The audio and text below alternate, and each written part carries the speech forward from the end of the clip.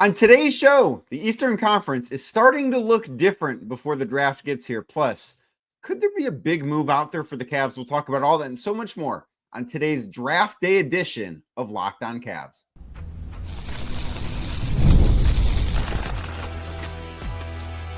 You are Locked On Cavs, your daily Cleveland Cavaliers podcast. Part of the Locked On Podcast Network, your team every day.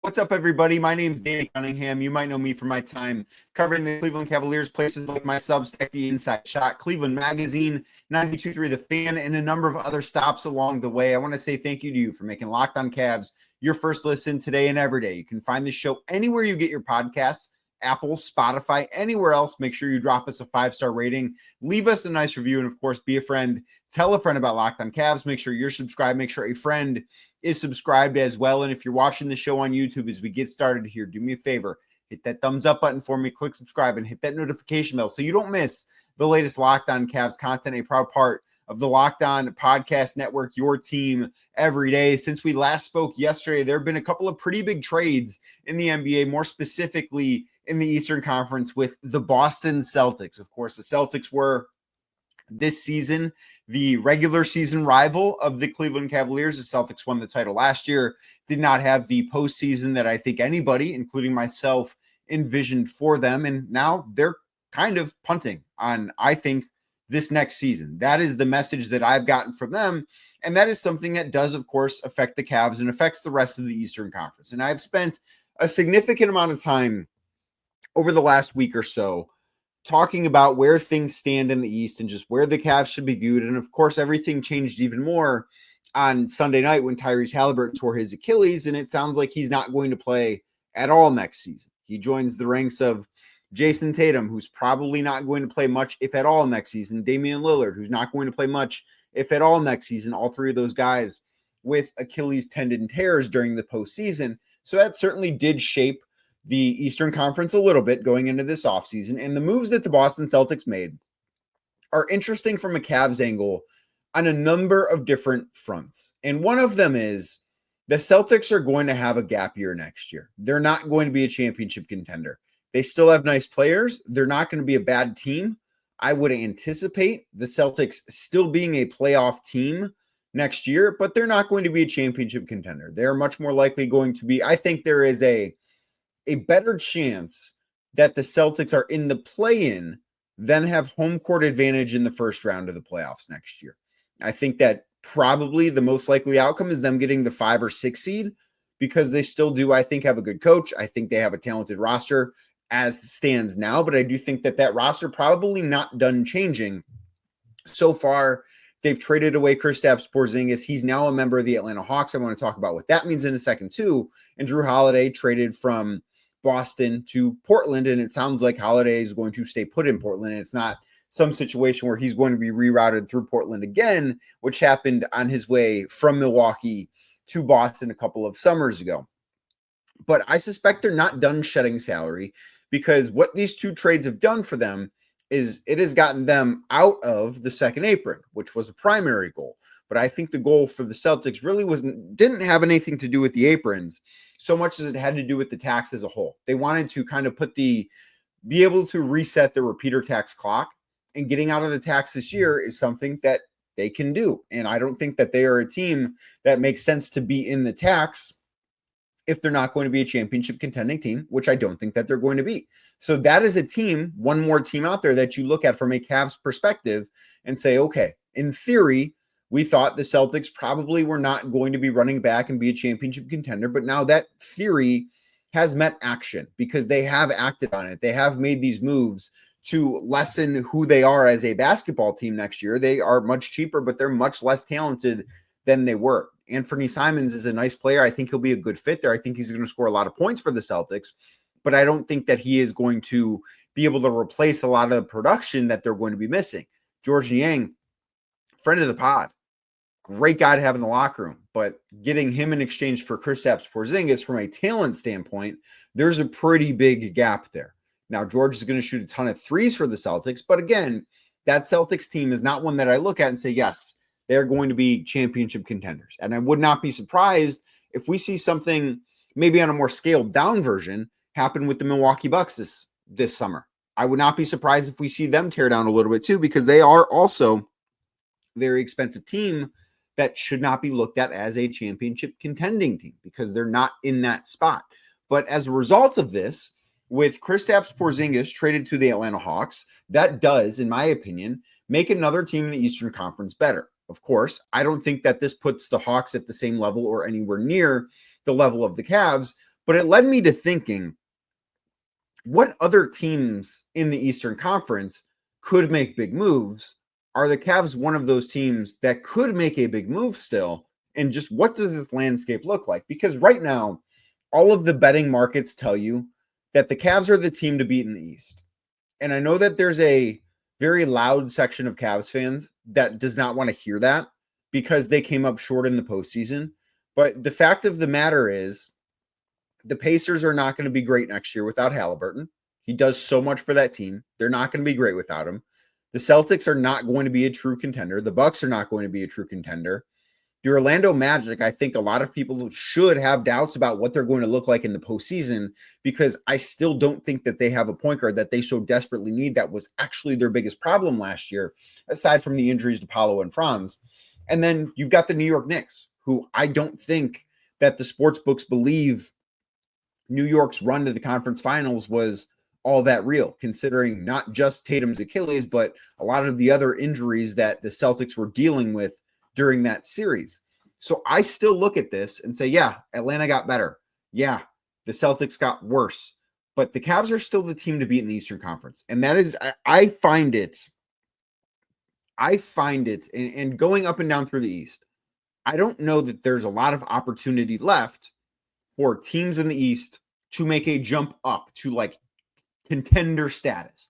I think Detroit is a team that could, but I believe their lead decision maker went on record and said, we're not planning on being very aggressive this summer. They want to take more of a, we're going to let our guys develop approach, which I get that. You don't necessarily want to rush into that, even if there is an opportunity, because the Cavs have not proven it in the postseason either, even if there is that opportunity in the Eastern Conference. So right now, the way I look at these things is there are 3 teams next year that I look at and say, yeah, they could win the Eastern Conference. It's the Cavs, it's the Knicks, and it's the Orlando Magic. And right now, the sportsbooks, FanDuel, they believe in the Cavs more than they believe in Orlando, more than they believe in New York. Now, do those 2 teams have big moves left? I don't think Orlando does. Orlando exhausted a lot of its assets. I don't believe they have any more tradable first-round picks that they could send out unless they want to trade Jalen Suggs, and I don't think that his value is that high considering the injury history that he has and the injury in specific that cost him most of last season and ended his season prematurely. I don't think that he has a ton of value. I don't know that they would want to trade Franz Wagner. I wouldn't necessarily think so, but if they don't want to part with those guys, they don't have anything left of substance to go out and make a big move. Do the New York Knicks want to go out and make a big move? I mean, I think their big move kind of mirrors what the Cavs' big move was last offseason, where they felt as if they exhausted who they could be as a basketball team, which I do think they did. I think the Knicks this year reached their peak, and I think they needed some help and some luck to get to their peak, and they fired their coach the same way the Cavs did after reaching their peak under J.B. Bickerstaff. So they're going to hire a new coach. Like, that's going to be their move. I don't know if they're going to if they're going to vault up the standings the same way the Cavs were able to by firing Bickerstaff and hiring Atkinson. But I do think that's going to be the move for the Knicks. I don't know that I think that they are in a point in their roster building cycle where unless they wanted to part ways with Karl Anthony Towns, they sort of are who they are as a roster. And they have a lot of really talented players. They're a very good team. They're a very good team. But they are who they are as a roster. I don't know that that roster is going to change all that much. So that's why I do think they wanted to change the coach. Now, could the Cavs roster change? Like, is there a big move to make there? Because that is the one question that everybody wants answered. That is the one thing with the Cavs that has been talked about the most this week, because they were tied to Kevin Durant, even though what I have been told by multiple sources is that it was much more of a check-in on what's going on with KD, what would the price be sort of thing. I do not believe that the Cavs made a trade offer for Kevin Durant. I think that a framework was discussed, but there was never a, hey, let's do this. Here's our offer. And the Suns declined it. That is what I've heard from people. So I think that they're going to sniff around because that's how the Cavs operate. But while I don't necessarily expect them to make a big move, there's a reason why I don't think you can count them out. And we'll talk about that next right here on Locked On Cavs. Today's show is brought to you by Open Phone. If you're running a business, you know that every missed call is money left on the table. Think about the last time that you personally had an urgent need, maybe for a plumber, service provider. Of course, there's been a lot of power outages in Northeast Ohio with the extreme heat that we've had this week. So maybe if you've had something handled and you call a service provider and they don't answer the phone, what do? Well, you do probably leave a message there and hope that they get back to you. But you also probably don't wait for them to get back to you. You leave that message and then you go, okay, who's next on the list? I'm going to call somebody else. And if you're a business owner, if you are one of those service providers, you don't want to hear that because as that customer is dialing that next number, that is money going into somebody else's pocket instead of your pocket. That's why you need Open Phone, because Open Phone is the #1 business phone system built to streamline and scale your customer communications, all from an app on your phone or computer. Open Phone lets you manage business calls and texts from a single app, and the shared inbox feature is a game changer because your team can jump into any conversation instantly without missing a beat. Right now, Open Phone is offering my listeners 20% off your first 6 months at openphone.com/LockedOnNBA. That is openphone.com/LockedOnNBA, openphone.com/LockedOnNBA, LOCKEDON NBA+. If you have existing numbers with another service, Open Phone will port them over at no extra charge. Open Phone, no missed calls, no missed customers.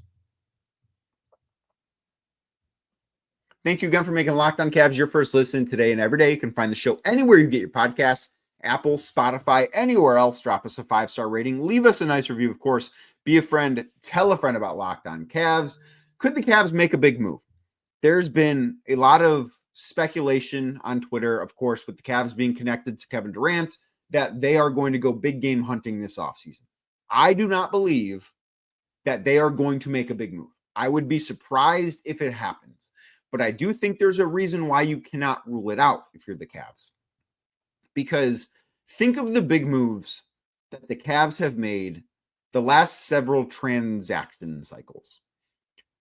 Trading for DeAndre Hunter is a little bit different, and smoke started to pop up about that a little bit before that trade happened. The first I heard of it was about a month before the actual deal happened. It was, hey, I do think the Cavs are interested here. We'll see what happens. Of course, not much happens a month before the trade deadline. But go back to the big move they made before that one. It was Max Strus, arguably, where they were able to land him in a sign and trade. What we had heard, if you want to go back to that summer, what we heard going into that was, Max Strus is probably going to be a member of the Pacers. Remember? That's what was reported. I believe Mark Stein had it that the Pacers and Max Strus were very close on an agreement. And then what happened? A mystery team came in. And who is that mystery team? That mystery team was the Cleveland Cavaliers. And go back a year before that, September of 2022, Donovan Mitchell getting ready to report to training camp in Utah. And this is, of course, months after the Jazz trade Rudy Gobert to the Minnesota Timberwolves. And it feels all summer as if the Jazz and New York Knicks are just playing a game of chicken to see who's going to blink first, whether the Knicks are going to up their offer for Donovan Mitchell or the Jazz are going to accept something less. And then lo and behold, what happens? We get the Woj bomb that Donovan Mitchell is now being traded to the Cleveland Cavaliers. And the Cavs were, I think at one point, mentioned as a team that made a call. But it was just kind of that. It's like, yeah, the Cavs checked in. It wasn't there's big interest from the Cavs or the Cavs are close to getting this done. We were all very surprised when that move happened. That wasn't something that anybody expected to happen. It was a shock to everybody. It was breaking news. It was not something anybody in this space was necessarily all that prepared for. Before that, when the Cavs acquired Larry Markkinen in a sign-and trade from the Chicago Bulls, nobody had the Cavs as a potential landing spot for Larry Markkinen, but it happened. The Cavs were able to find a way to make that deal work, and there you go. Go back before that, Jared Allen. Of course, he was a throw-in, and the Cavs were the fourth team to jump into what was at that point a 3-team trade that landed Jared Allen in Brooklyn alongside Kevin Durant and Kyrie Irving. But the Cavs came out of nowhere to make that happen. So my point here is, if the Cavs are going to make some big move, which again, I do not believe is in the cards for them, I think with where they sit financially, it's very, very difficult. There are a lot of different pieces and parts that do need to be moved if they were going to make a big move. Like, there's a lot of speculation that the Celtics are getting really big offers for Jaylen Brown right now. Would I be stunned if the Cavs called the Celtics about it? No, because that's what the Cavs have shown they're willing to do. They're willing to make the calls. Would I be stunned if the Cavs traded for Jaylen Brown? Yes, I would. Those are two very different things, and I hope everybody understands that. But if the Cavs are going to make a big move, I don't think it's one that we're going to hear about them as being the favorites to land somebody. And I do think a lot of the bigger pieces that are going to get traded this offseason sort of have already been dealt, because I think a lot of people expected Jrue Holiday to get traded and nobody expected him to come to Cleveland. I think a lot of people expected Kristaps Porzingis to get traded, and of course nobody expected him to come to Cleveland. And everybody expected Kevin Durant to get traded. Nobody expected him to come to Cleveland. Desmond Bane is a little bit different, which of course was never going to come to Cleveland, but I don't know that he was necessarily the name that everybody anticipated moving before this transaction cycle started. So that is a little bit different, because that one was kind of done in the shadows too. But that is how the Cavs have operated. They have been a team that has operated in the shadows for most of their big moves. So if they are going to make another one, I don't think it's going to be one where we hear about them. And I also don't think it's an accident, even though I don't think that they were, even though I have been told by multiple sources here that they were not heavily involved in the KD stuff, that it was much more of a check-in than making a trade offer for him. We didn't hear about it until after it was done. We don't hear about the Cavs' interest in these things either until they make the trade for the guy, or the guy has traded somebody else, and it's kind of like an empty the notebook, a notebook dump type of reporting from ESPN or from The Athletic, whichever outlet ultimately has that story. That's sort of when we have found out about it if the Cavs don't get it. They've been very good about operating quietly.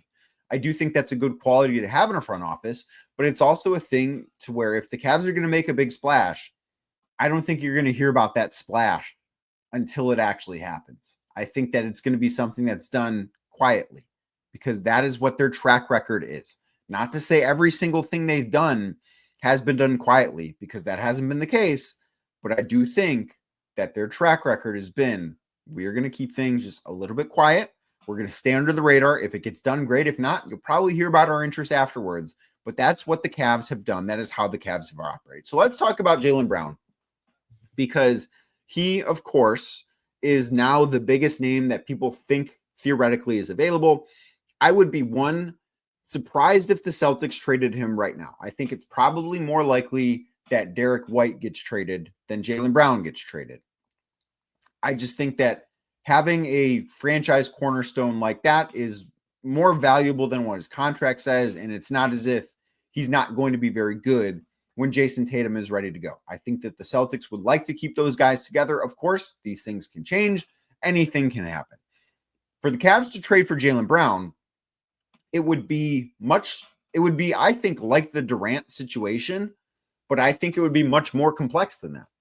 Because part of the reason why I think the Cavs could make the call on Kevin Durant and have interest and maybe have it be somewhat of a realistic possibility, even though it was never going to happen, is because the asking price on Kevin Durant wasn't very high.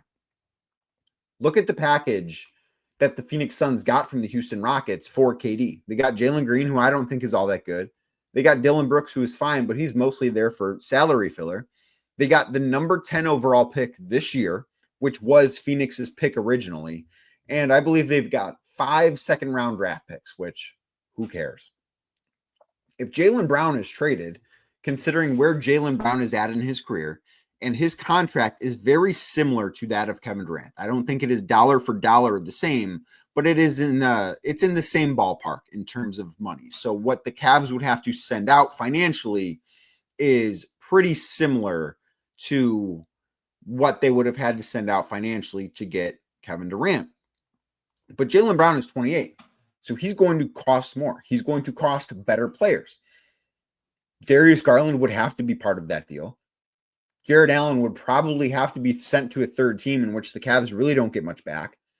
But most importantly, the Celtics are going to want draft capital back too. And the Cavs are not in a position where they can send draft capital out because all of theirs has been sent to Utah. And then Utah, of course, has rerouted some of that to Phoenix.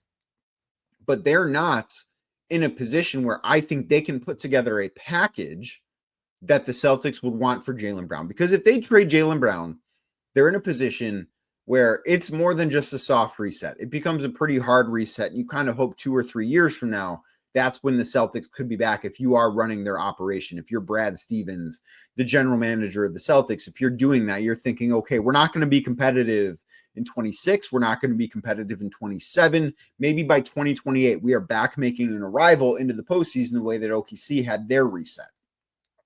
So to do that, you need draft capital. The Cavs don't have that. That's why I don't think that that trade would be something that the Cavs could pull off. Again, if teams are calling the Celtics, would not be stunned if the Cavs call.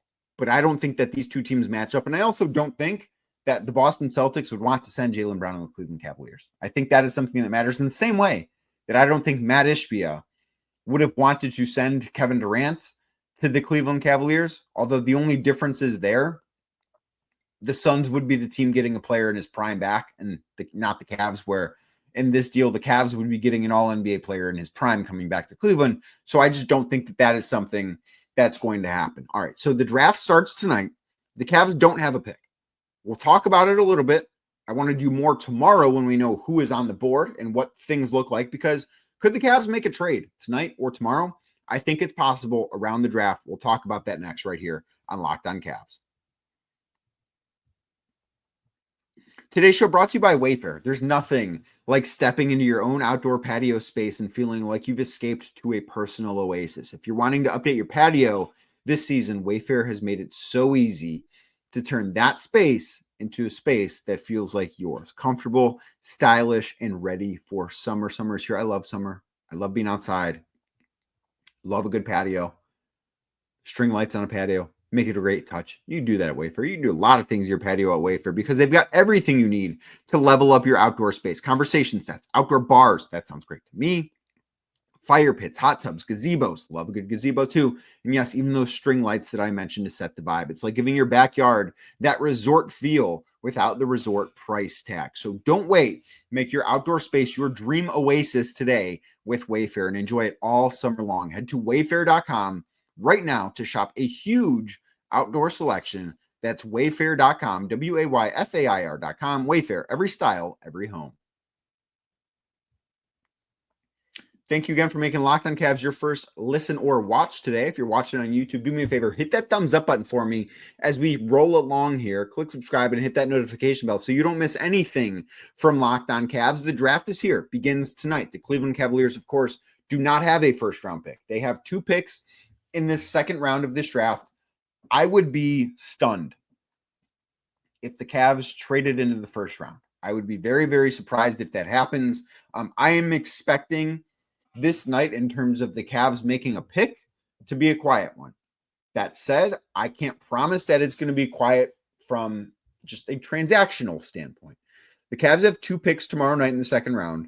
Those picks are number 49 and number 58. Number 49, I believe, is via the Milwaukee Bucks, and number 58 is their own pick.